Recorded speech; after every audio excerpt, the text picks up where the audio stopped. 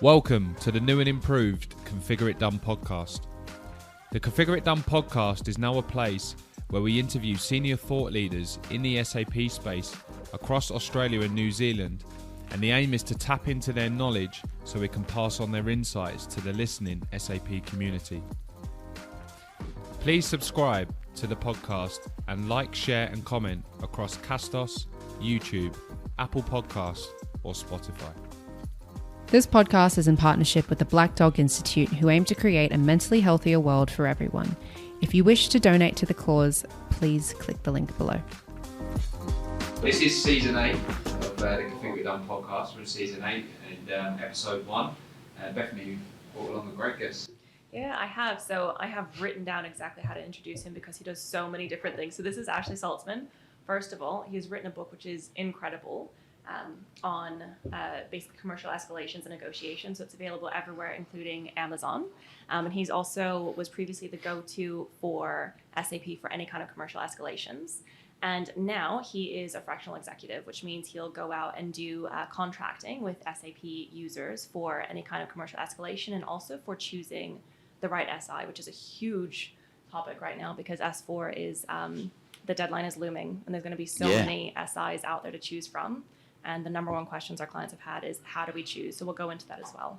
Excellent. Well, welcome. Thank you, Jay, Bethany. It's good to see you guys. And I know you're very planned guy, and we put some questions to you before. Yeah. And, beautifully well prepared. This is a really specific topic and an area that you're passionate about, and it's an area of what you do. So I know you've got some really good notes and tips. Yeah, absolutely. Yeah, no, that's good. I think it's important to, especially in this area, is to really be specific about some of the tips and advice that I might be giving.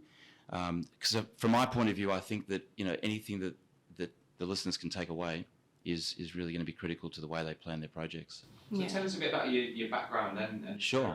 Yeah, absolutely. So you're right. I've had about it's actually about 26 years in specifically in escalation management.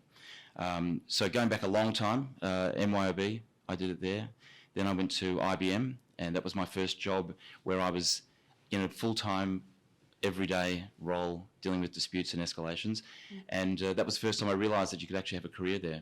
And because I moved from service management into this area, and then to SAP, where I've been was there for 7 years until March of last year.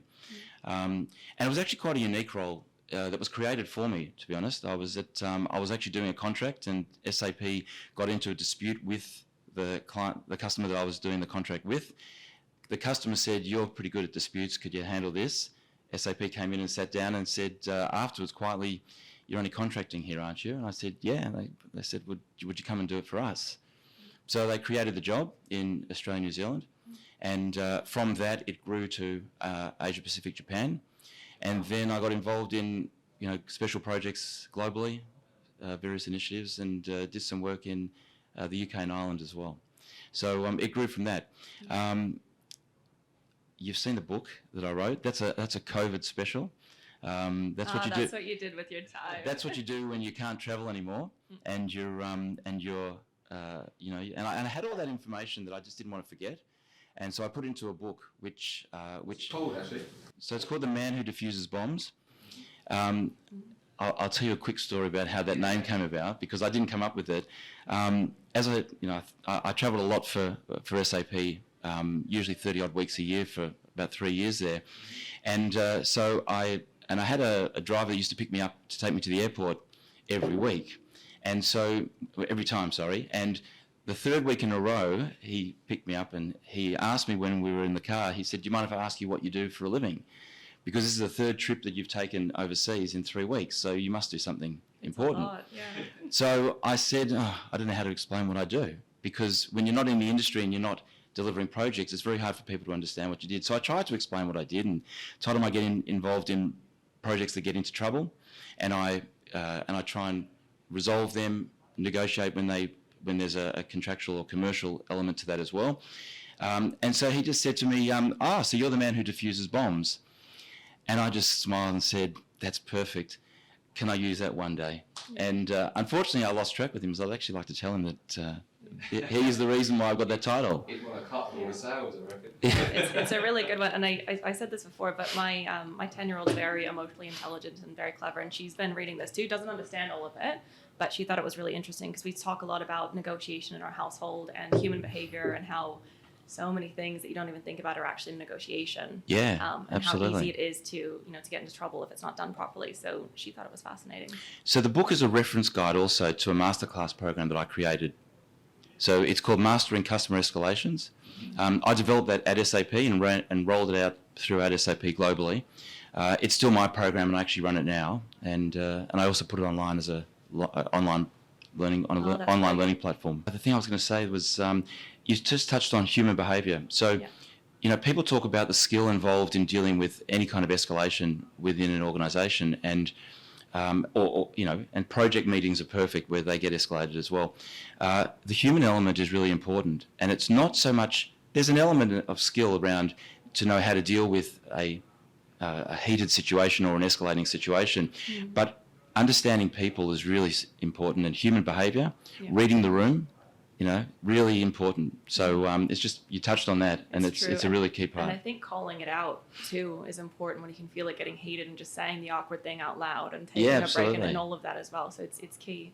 Well, I'll start with the first question because I'm so excited about this one. So, sure. So you specialize in risk avoidance. What are the top 3 things that a company that uses SAP should look at when they're looking for an SAP partner? And the reason this question has come up is because I'm getting asked this all the time with my clients that are looking at choosing the right SI with S/4HANA looming and everything else. So so what do we look at in terms of risk avoidance? So we'll get to the selecting an SI afterwards, but let me just talk about this. I'm going to say 3 things, which is you can't outsource ownership, you can't outsource change management, and you can't outsource accountability. And the things that go wrong, and remembering that I get involved when things have gone wrong. And I just add that escalation management is not about getting involved when things go wrong. It's about stopping things from going wrong in the first place. So it's about putting the preventive measures in place from the beginning. So understanding the risks, identifying what the risks are and knowing what they are, and then owning it and saying, okay, how do we manage these risks to make sure they don't blow up? Better because to call it out early rather than let it get faster. Yeah, the escalation is the end result. It's the bit you don't want. Yes. Right? Managing escalations is to actually do all the preparation before and all the preventative stuff before to make sure that it doesn't escalate. Not a lot of companies and people do that. So no one does that. And so here's the problem, and this is for SAP customers that are looking to implement or to go S4 or they're already in the middle of it, is they usually engage an implementation partner, and then they say, righto, we've engaged them to own this project. And they wipe their hands clean of the ownership. So when it all goes wrong, when things go wrong, it wasn't us, it was them. Right? So there's a lot of finger pointing because that's what the contract says. Yes. So but you can't outsource ownership. As an organisation, you've got to hang on to it.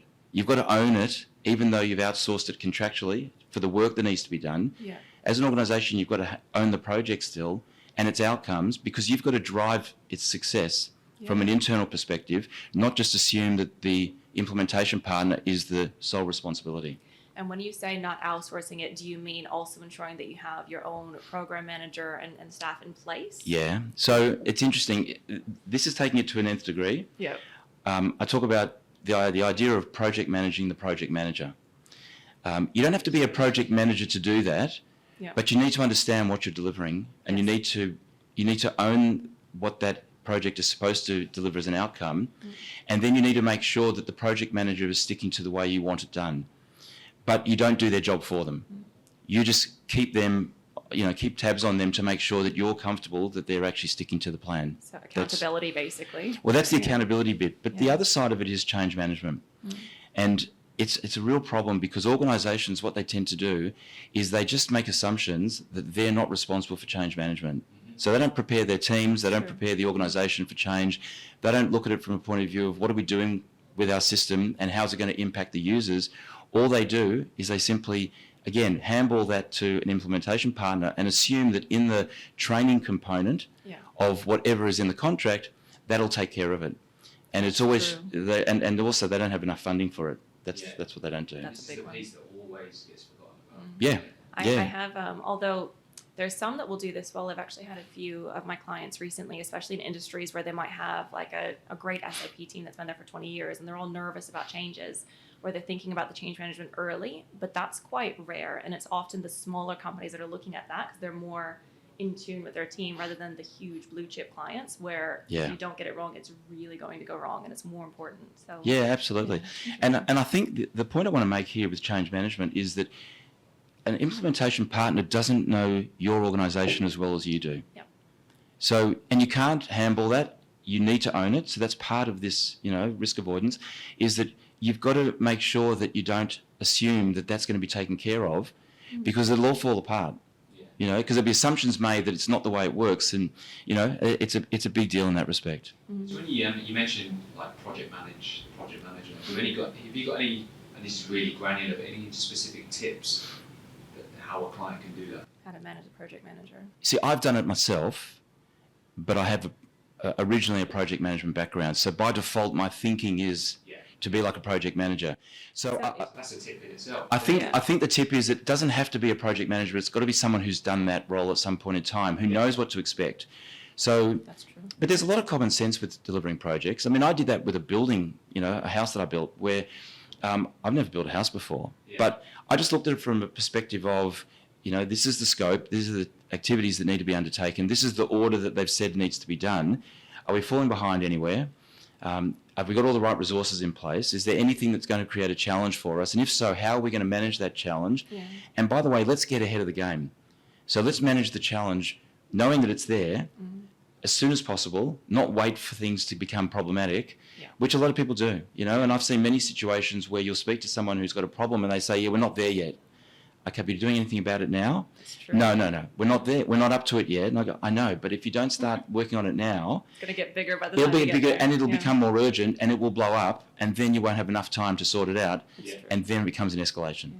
I have, this probably going to offend every project manager out there, but with an example with my kids, I noticed that they were taking ages to get out the door in the morning, and then same thing after school, they wouldn't empty their lunchbox, put their backpack away, all of that. And so I started writing down on a board, this is everything you have to do step by step. I did it ahead of time before the school term started. And then I started making sure that from a human behavior point of view, wake them up really gently, get them in the mood to wake up and go do everything they need to. And that's actually managing the situation. Again, sorry, project managers, versus just kind of letting it happen and seeing how it goes, because at that point it's too late. But I don't, just to touch on that point, I don't think it's project managers that necessarily are the problem. They actually know what's necessary. It's the people in the team. It's the people they are relying upon, those who have the expertise and the knowledge that sometimes will treat the situation without the urgency it needs. And the project manager's onto it. It's just that they can't get any traction and they can't get any response or action taken to, what are we doing about this? And I've heard project managers many times say, I keep asking, what are we doing about this? But the ones who are responsible in that team, and it might also be on the customer side, let's not forget, so it's not only the implementation partner, there's other parties that are involved inside the business that you might be reliant upon for information, and, IT people in an IT team. All these people play a part. So the project manager is not solely responsible, but at the end of the day, they are ultimately responsible because they're driving and leading. That's true. Well, obviously we want the listeners to get a lot out of today, so we've got some really specific questions that I know you prepped for. So the second one on here, Ashley, is basically what's the best way to avoid risk on a large program work from a contractual perspective? Okay. It was a good question. There's a couple of things I want to say here. The first one is you need to understand what you've signed up for as an organisation. So very often a customer will take on responsibilities, so they'll do this mainly to reduce cost, but they'll also do it because they just feel that they need to take some activities themselves as well as outsource them to the implementation partner. And there's a question around what I call capacity, capability and expertise. You've got to know that you've got the right resources, that they have the expertise that's needed, that they've got experience in what they're doing, and that those resources, or the resource that you've identified, is available when you need them in the project plan. I think it's really important because I've seen it happen where when the commitment's not right, then it will impact the project, it'll impact what I've had this situation where SAP was delivering the project and there was a reliance on the customer to do the bit that they said they were going to do, which in this particular case that I'm thinking of was to do with data, cleaning up their data and getting it ready for migration, of which the customer realised when the time was needed that they had a resource, but the resource was no longer available. They didn't have anybody else that had the expertise and they didn't have anyone else with experience. So what they then did was they turned to the SAP team and said, could you help us? Now, of course, there's a change request coming. SAP did the best they could to, at short notice, get someone involved and to do the work that they really didn't want to do, was out of scope, all that kind of stuff. Mm-hmm. It impacted the project. There were delays, and it had a flow-on effect with other dependencies as well. And then the CIO got upset when the project was, blew the budget significantly. And that was it has a trickle-down effect, doesn't it? It just starts to... Correct. I'd almost say a flooding effect, because in reality you're talking about a delay, you're talking about extra resources, and you're talking about the flow-on effect of all the delays that it might have on other things that are waiting in the queue. It's true, and we can tell it from a recruitment perspective. We can tell when a project is going wrong because you get kind of like one request for a contractor, and then you get a few more, and all of a sudden for the same role you've got several, and you can see that something's gone terribly wrong because they're spending more and more. That's right. Yeah, absolutely. So the first point that was understand what you signed up for. Okay. The second one is don't leave anything open to interpretation or assumption. And we're talking about contract perspective? In the contracts. Yeah, in the contracts. We're talking about specifically in the contracts. The number of times that I've sat down with customers in something that's gone wrong, projects that have got into trouble. I don't like to always talk about them as escalations, because the escalation is when it's blown up, or it's created a situation that may have led to a complaint of some sort. But escalations also involve managing upset customers, having difficult conversations, how to work out how to resolve challenging problems. That's all part of escalation management, just to be clear about that. So the thing is that sometimes when you're sitting down to try and work out where something's gone wrong, what will happen is that I will go to the contract. Okay. Now a lot of people say, don't pull out the contract because that's a bad sign if you do. But at the end of the day, that's what you signed. That's everyone's legal obligation in terms of what they're delivering on. When it all comes down to it, the contract is the thing that matters, right? Even though it's not something that everyone wants to lean on, because it doesn't potentially have or tend to lead to good relations and all that kind of stuff. But the contract is real.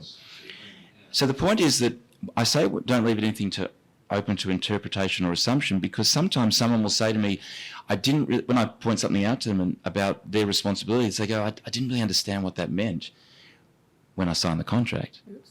Or before I signed the contract. When I were reading through the contract, I didn't really know what that meant or what that entailed. I say, but you signed it. So even though you didn't, there was a reliance there was an expectation you understood. There was a reliance from one organisation to the other, so if, implementation partner with a customer, that you're going to do what you signed up to do, and we assume you understand what you signed up for. And if you made an assumption and this assumption was wrong, you still signed it. So, contractually, we're talking contractually, you've got to stick to it. And I'm not a lawyer, but I know from my experience that the contract will stand, especially when push comes to shove and there's costs and it's financial budget blowouts and so on. So, you can't ignore it. The third thing, in terms of from a contractual perspective, is it's important that organisations think about the what happens if scenarios that might happen in their delivery.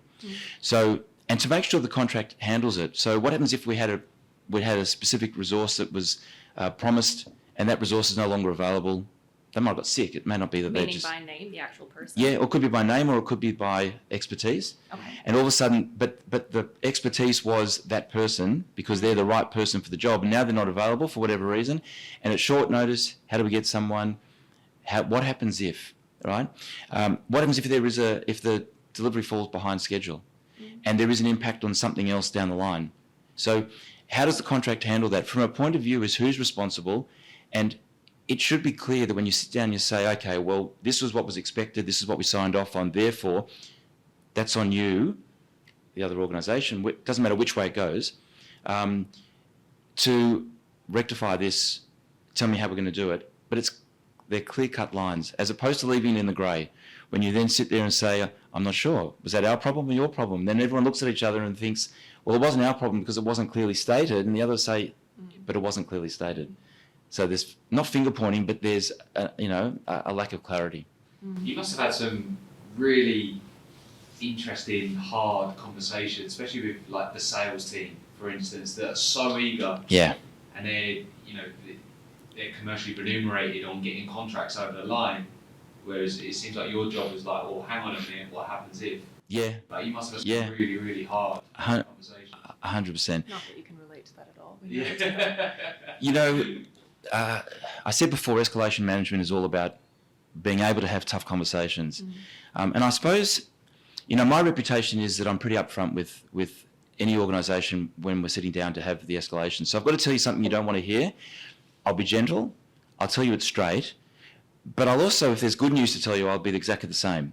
So, and I position that up front anyway, because I think that there's no point trying to soften something when it's still going to be a tough message that you have to hear. Yeah. So you might as well hear it straight. You might as well get it straight for me, and then let's work through it. Especially at the executive level, they don't want, correct, sandwich effect. Just give it to me like it is. They don't have the time. Yeah, exactly right. But yeah, look, I've had many difficult situations. But what's interesting is escalations normally come from an invoice that is not being paid. Okay. Right? So very often you don't hear about an escalation until the end of it all. A milestone doesn't get signed off, or an invoice is not being paid, or a customer tells you that's the case. Yeah. And then the implementation partner gets upset that they're only just finding out now. Why am I only just finding out? And where did it start to go wrong?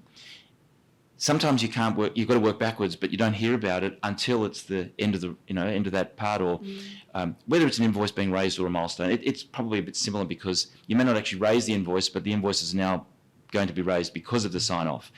All those kinds of situations occur when, and so I would get brought in very often, even today, and outside of SAP, I would get brought in when it comes down to, why aren't you paying? Well, I wasn't happy. Well, what weren't you happy about? Well, if you look back to what happened when the project was being delivered, did you say anything? I complained, I did this, I said that, whatever, and nothing changed, and now this is the problem. So, but it's very hard after the event.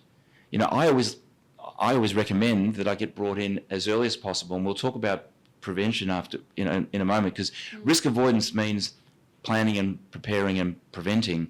And if you get that right, you'll avoid escalations, which is the smart way to go, and that's what you should be doing, as opposed to bringing someone like myself in when it's blown up. Yeah. And then you've got to firstly put the pieces back together again. The project's probably dead, or it's delivered, but the customer's not happy.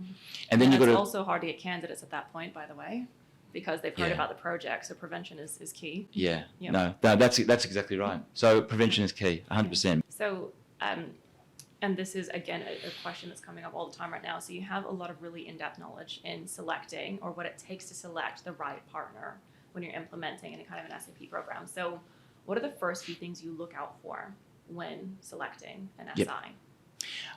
Before I answer that, Yeah. I'm going to tell you the 3 key reasons why projects fail. Tell us. Okay, because when I tell you that, it then links very closely to what are you expecting from your implementation partner, which I think is important. Yeah. So there's a few things. The first one is when things go wrong, it's usually when best practice is just out the door. Okay, so I talk about it's in my book and it's in my masterclass program: documentation, communication, and accountability. When any of those 3 are missing, you'll have a project that normally will experience trouble, usually experience escalations, and may actually start to falter in terms of delivery. When all 3 are missing, it's a disaster. So, but you only need one of them to fail. So, for example, documentation, if you're not documenting things well, then you've got nothing good to communicate, and then people aren't informed, and then it starts to fall apart. It also gets he said, she said, can't speak by the time you get to an escalation, doesn't it? Because then it's all based on memory, and memory's not very reliable, actually. No, not at all, especially after the event. Like, weeks, months later, it's very hard to remember the details. So documentation is really key, but more often than not in a failed project, there's a lack of documentation.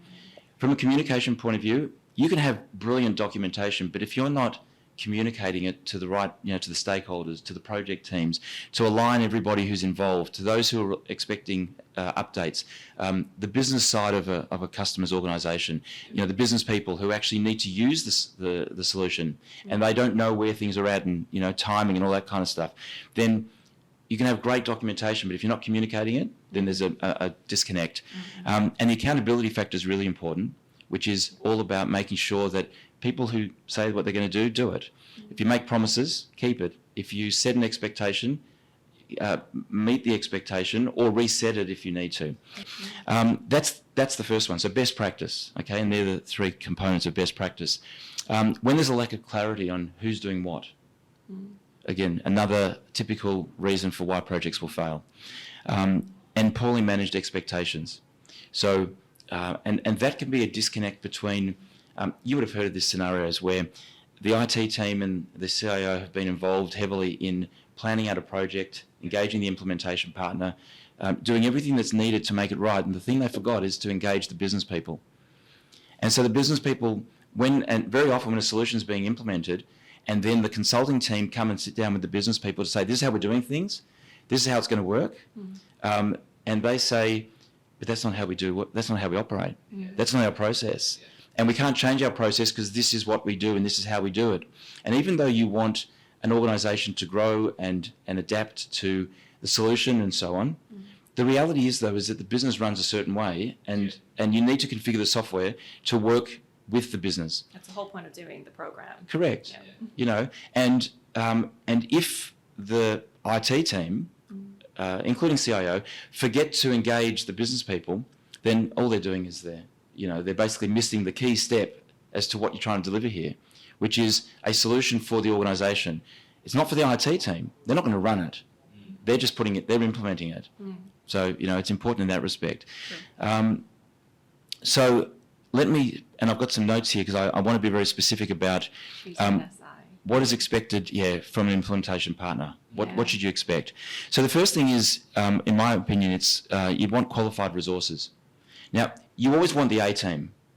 You won't always get the A team, but you've just got to look at how qualified and how experienced are they in specifically what you're doing, not generically, right? It's got to be specific to what you're doing because you want them to come knowing enough, more about it than you, not that these are resources to just fill the roles and they'll work it out because, you're going to lack some expertise. So you want qualified resources.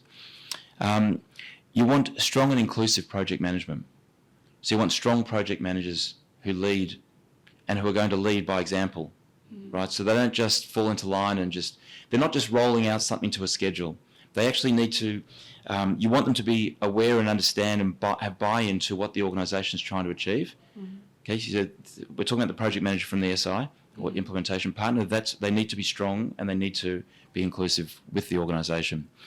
They need to be good communicators, strong communicators, because not very often they aren't, and therefore they let themselves down, and everyone's relying on them.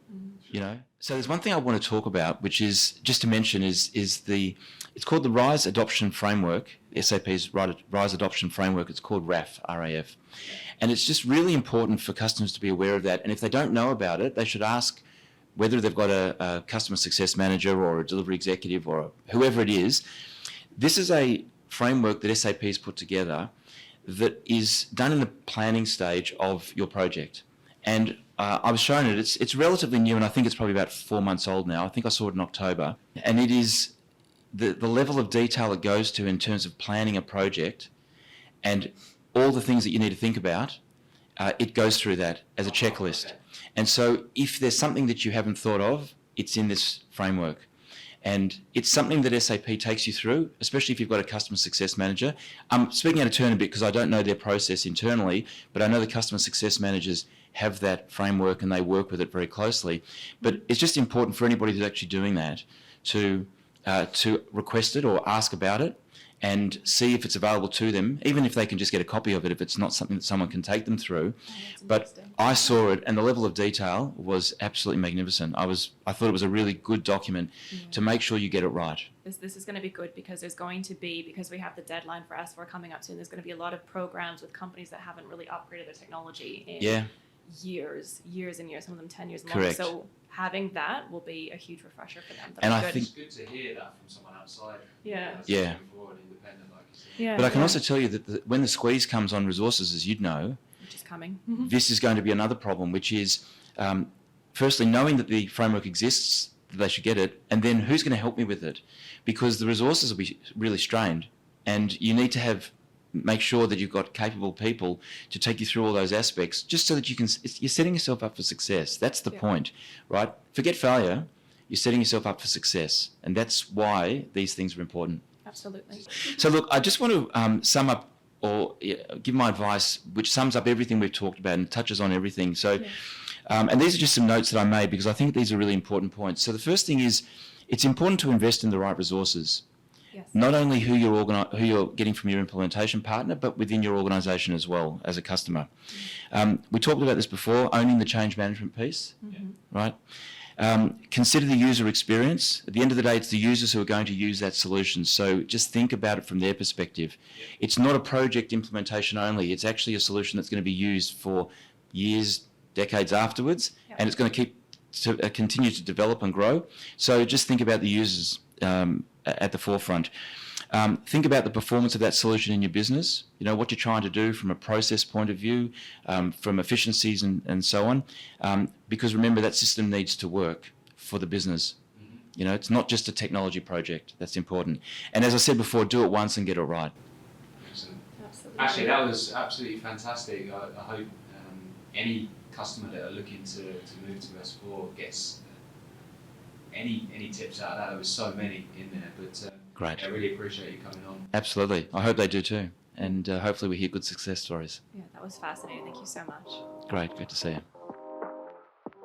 Please like, share, comment and subscribe to the ConfigureITDone podcast.